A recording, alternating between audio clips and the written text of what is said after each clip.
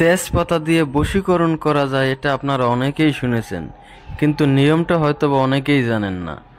আজকে আমি আপনাদেরকে সেই নিয়মটাই বলে দেব যে তেজপাতা দিয়ে আপনারা কিভাবে আপনার ভালোবাসার মানুষকে বশীকরণ করতে পারবেন, তাকে বাধ্য করতে পারবেন, তাকে আপনার কাছে নিয়ে আসতে পারবেন। এজন্য আপনাকে অবশ্যই সম্পূর্ণ ভিডিওটি দেখতে হবে। যদি কেউ স্কিপ করে ভিডিওটি দেখেন তাহলে হয়তো বা কোনো গুরুত্বপূর্ণ স্টেপ আপনার মিস হয়ে যেতে পারে, যার কারণে এই ভিডিওটি আপনার কোনো কাজেই আসবে না।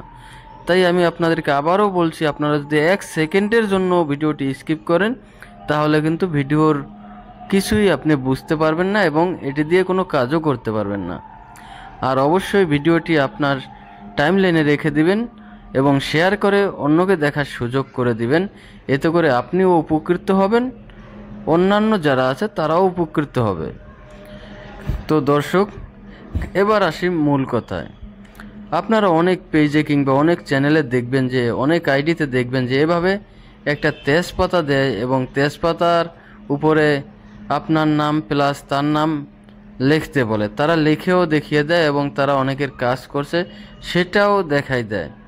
অনেকে নিয়মটা বলে, আবার অনেকে নিয়মটা বলে না। তো এরপরে দেখা যায় তারা কিছু সরিষার তেল দিয়া এই তেজপাতাটা উপরে লাগাইয়া সেটাকে আগুনে জ্বালাই দেয়, বলে 1 মিনিটের মধ্যেই আপনার ভালোবাসার সেই কাঙ্ক্ষিত ব্যক্তি চলে আসবে আপনার কাছে, ছুটে আসবে আপনার কাছে।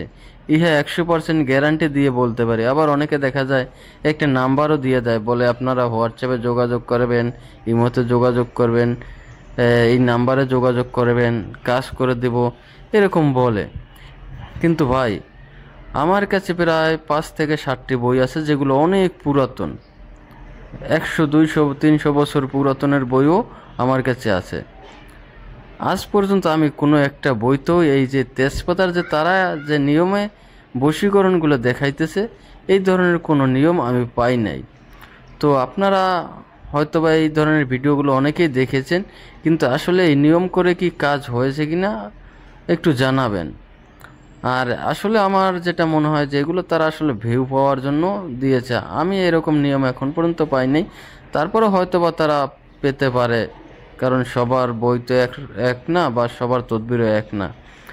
তো আপনারা যদি কেউ এই তেজপাতার যে বশীকরণ তদবিরটা আছে এটা প্রয়োগ করে যদি কেউ ফলাফল পেয়ে থাকেন অবশ্যই কমেন্ট করে জানাবেন। এবং কারো কাছে যদি বই থেকে সরাসরি প্রমাণ থাকে যে হ্যাঁ তেজপাতা দিয়ে এইভাবে বশীকরণ করা যায়, তাইলে আমার সাথে একটু যোগাযোগ করবেন, কমেন্ট করে যাবেন।